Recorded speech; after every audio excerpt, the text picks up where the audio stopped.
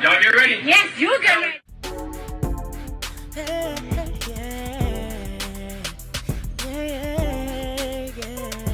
If you want the latest news in the streets, join us and tune in for the tea. Breaking news with integrity. So tell your friends and your family. It's the Lovelyti TV show, bringing you good tea and good vibes. It's the Lovelyti TV show. Be sure to share, like, and subscribe. I want to hit on the situation with Evelyn Lozada.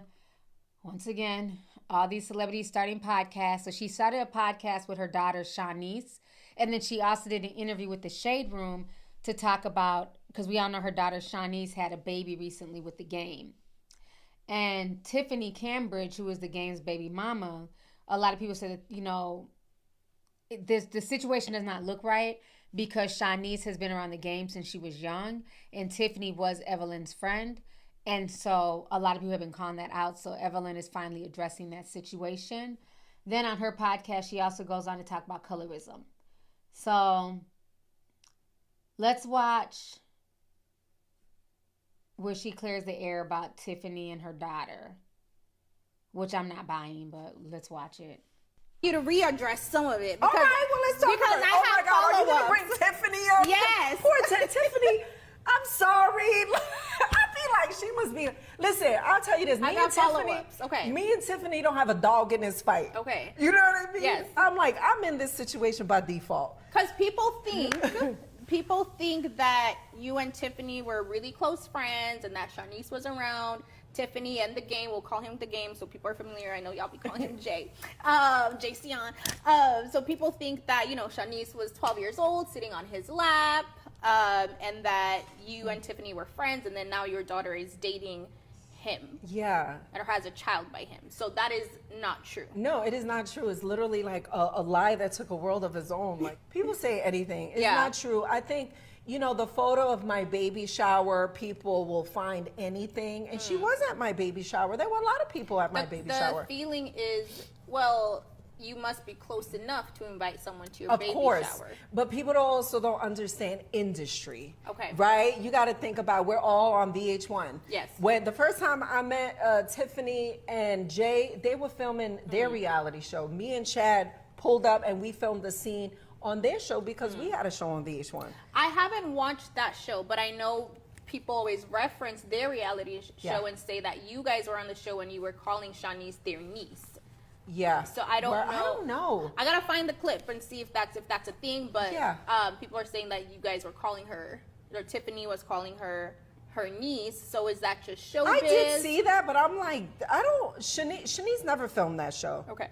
Shanice never filmed that show. It was. I remember me and Chad popping up, and they were doing a scene, and we were here in LA, and we filmed on their show, but they were invited. I mean, she was invited to the baby shower. I mean, I had Puffy's, the mother of his kids there, Sarah. Like, we had a bunch of people, you know, there at the time. So, mind you, I think she's cool as shit. Yeah. You know, when she came out with the book for Callie, it was a children's book. I had, like, posted it, just, like, showing love. Has she said anything to you about this whole situation? No, she hasn't said anything to me, and I haven't said anything to her because, respectfully, like I said, we don't have a dog in this fight. So would she corroborate you and Shanice's point of view? 1,000%. Okay. 1,000%. Girl. At the end of the day, it's not the optics. She can try and spin it how she wants to spin it, and she has that right. The optics look trashy as fuck. I'm sorry.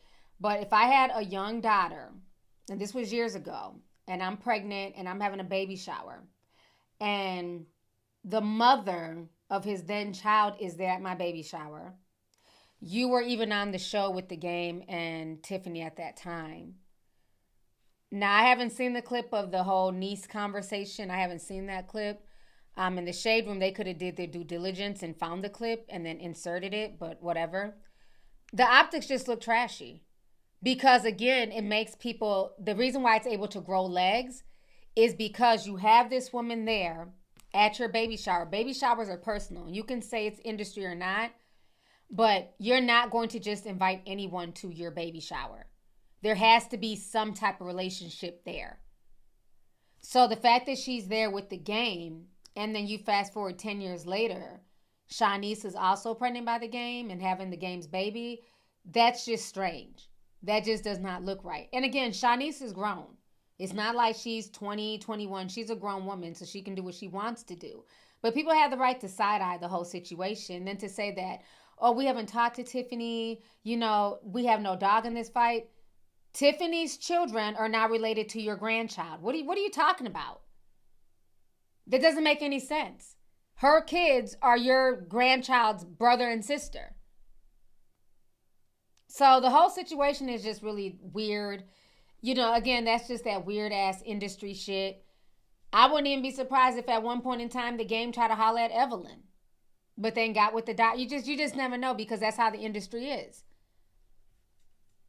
Look how he was talking about how he smashed several of the Kardashian sisters, and then bragged about it on a song with Kanye West.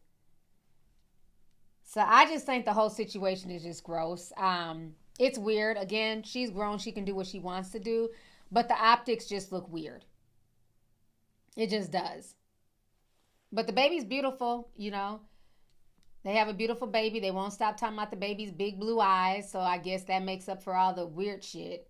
So now let's go ahead and listen to her. Her and Shanice have a podcast, and they're talking about colorism. And the colorism that Evelyn faced. I didn't know Evelyn was dark-skinned, but okay, girl. And there are dark-skinned Latinos, but Evelyn does not give me dark-skinned Latina vibes.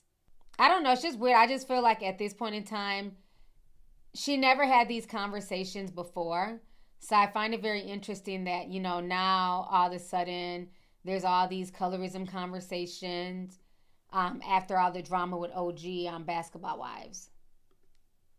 You feel like you raised them both differently or the same? I think different because her dad was not in her life. But then I guess I embraced her more because I felt it, because I did not have that figure. My mother did not embrace her either. She didn't have that grandmother love. Why didn't she embrace her? I don't know what she had against her. Is it skin? Yeah, she was a little racist. And I don't know why, because my grandfather was black. Well, I think your mom was darker than me. Yeah, my mother was darker. It was clear that she liked her, but she didn't like me. Did you feel that as a kid? Yeah, I knew. She didn't. She took Titi to Disney, and she was like, I'm not taking her. What a biatch. Yeah, she didn't really like my father either. And he felt like she didn't like him for the same reasons. And he was not that dark either. Among the older brothers, he was the lightest one.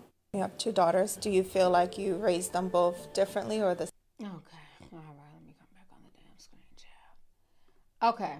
So we all know that colorism is very real in the Latino and Hispanic communities, right?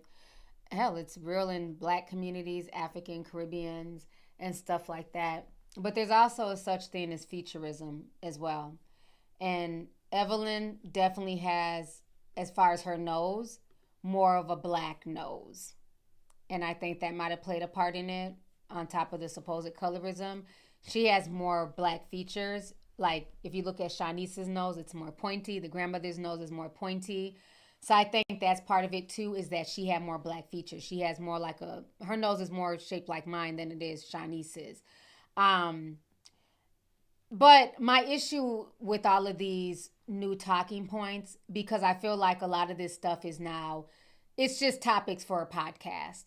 Because when she came out, she was the proud Latina, the Puerto Rican, just like Jocelyn, the Puerto Rican princess. You couldn't tell them anything. She thought she was above Jennifer Williams and a lot of the Black girls that were on the show.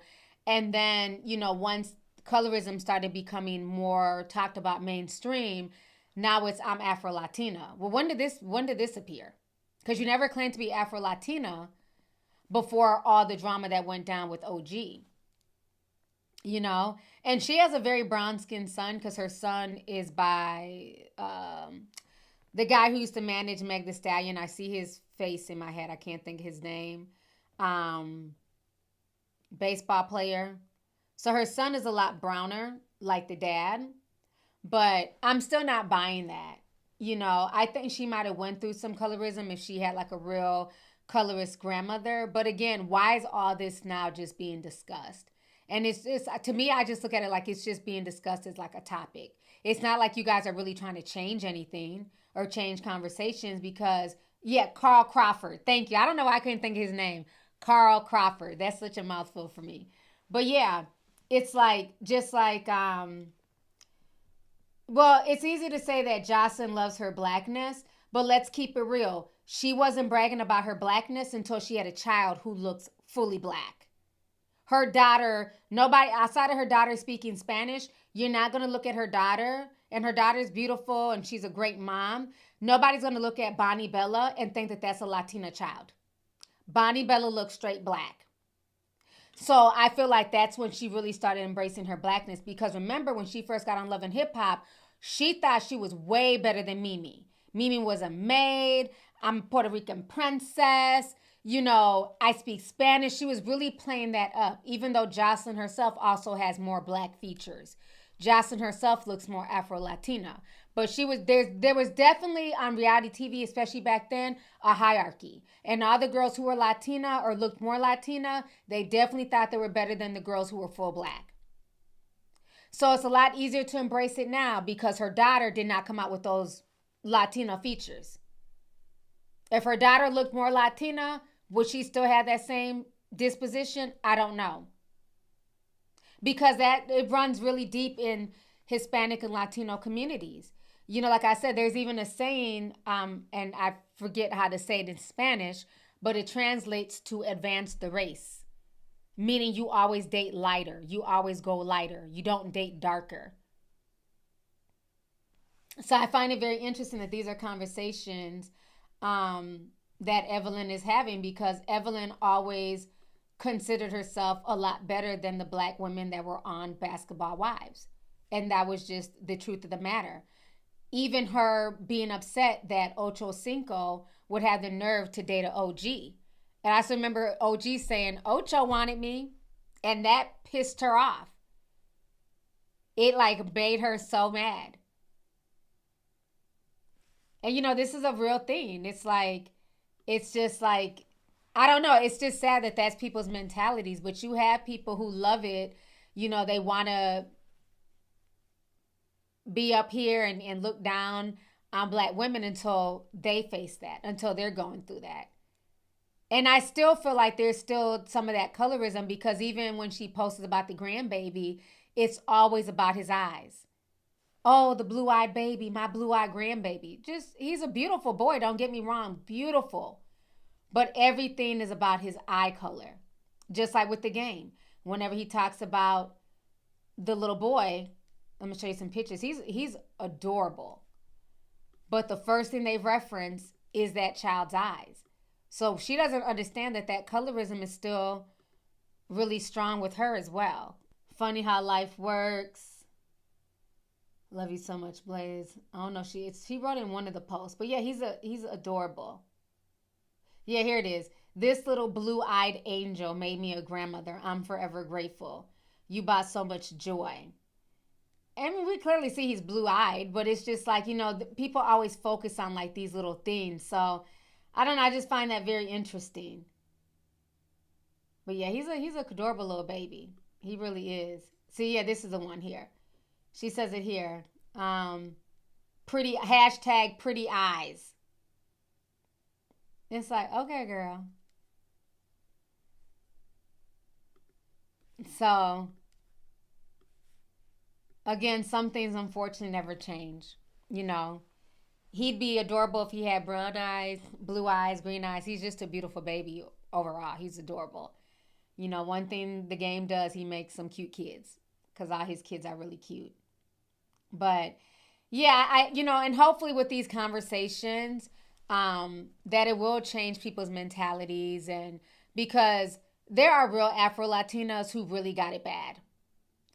And I'm not trying to, invalidate her feelings of what she went through as a child.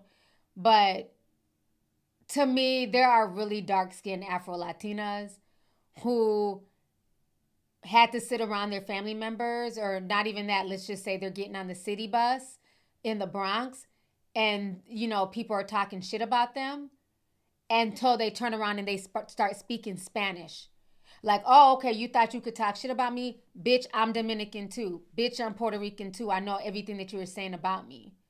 These are real experiences that real darker skinned, more kinkier textured haired Afro Latinas really went through. So, again, I don't know if she really went through a lot of that.